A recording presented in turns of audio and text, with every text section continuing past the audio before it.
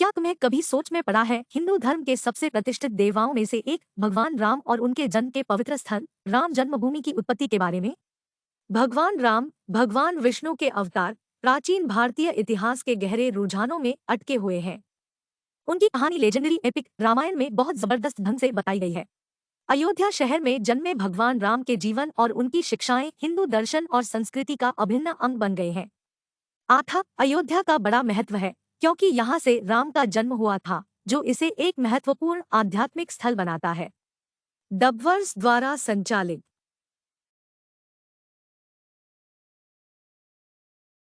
यह भारतीय परंपराओं का प्रतीक है, हमारी समृद्ध सांस्कृतिक विरासत का एक प्रतिबिंब है और हिंदू धर्म का एक महत्वपूर्ण स्तंभ है। यह प्राचीन कथा भारत के इतिहास को आकार देने वाले सदियों पुराने संघर्ष के लिए मंच तैयार करती है। जब हम 16वीं सदी में आगे बढ़ते हैं, तब राम जन्मभूमि की एक नई पहचान होती है।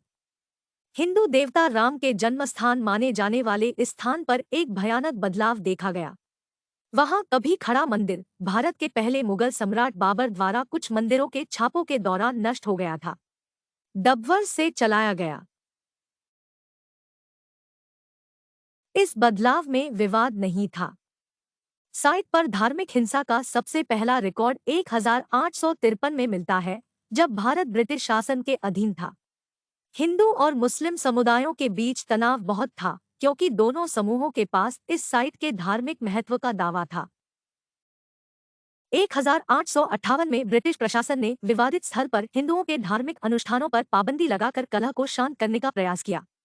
मस्जिद के बाहर एक प्लेटफॉर्म बनाया गया था जहां हिंदू अपने धार्मिक रस्मों को निभा सकते थे। पर ये तो बिल्कुल ठीक नहीं था।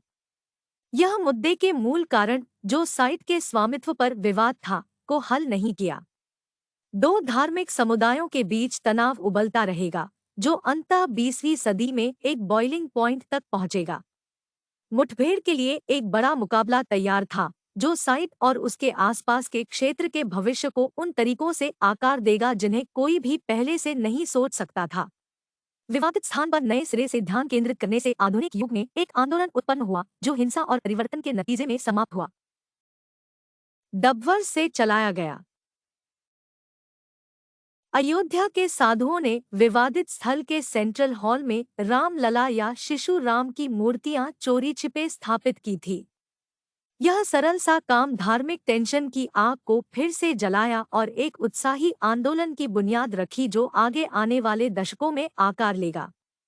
1980 के दशक में विश्व हिंदू परिषद, जिसे विहिप के रूप में जाना जाता है, ने राम के जन्मस्थान को वापस लेने के लिए एक तीव्र अभियान चलाया।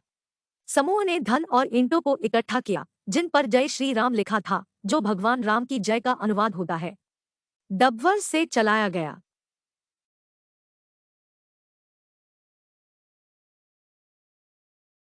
एक बड़े बदलाव के लिए तैयारियां शुरू हो गई। 1989 के 9 नवंबर को विहिप के नेता और साधुओं ने विवादित भूमि के पास एक नए युग की शुरुआत के लिए आधारशिला रखी।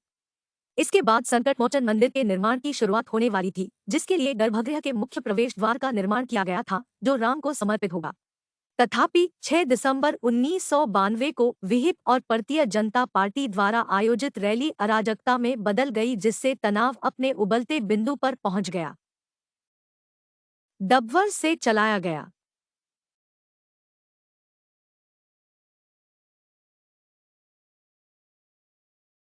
डबवर से चलाया गया। विध्वंस ने हिंदू और मुस्लिम समुदायों के बीच महीनों तक हिंसात्मक झड़पों को उत्पन्न किया, जिससे मुंबई में लगभग 2000 लोगों की मौत हुई। इस संघर्ष की गूंज पूरे भारतीय उपमहाद्वीप में भी सुनाई दी। पाकिस्तान और बांग्लादेश में भी हिंदू मंदिरों पर हमला हुआ। राम जन्मभूमि भारत में धार्मिक तनाव और राष्ट्रीय पहचान का एक शक्तिशाली प्रतीक बनी हुई है, जो इसकी प्राचीन जड़ों और जटिल इतिहास का प्रमाण है। राम के जन्म की प्राचीन कथाओं से लेकर राम जन्मभूमि पर हुए आधुनिक संघर्षों तक, यह स्थान आस्था, इतिहास और राजनीति के एक समानांतर बिंदु को दर्शाता है। हमने राम के जन्मस्थान अयोध्या से शुरू करके मुगल काल में साइट को बाबरी मस्जिद में बदलने तक की यात्रा की है, और अब वर्तमान संघर्षों और भूमि को पुनः प्राप्त करने के प्रयासों में है। प्रत्येक युग अपनी खास पहचान छोड़ता है, जो इस पवित्र भूमि की विकसित कहानी को दर्शाता है। राम जन्मभूमि के इतिहास पर विचार करते समय हमें अपने साझा अतीत के शक्ति और दुर्गम प्रभाव की याद आती है। This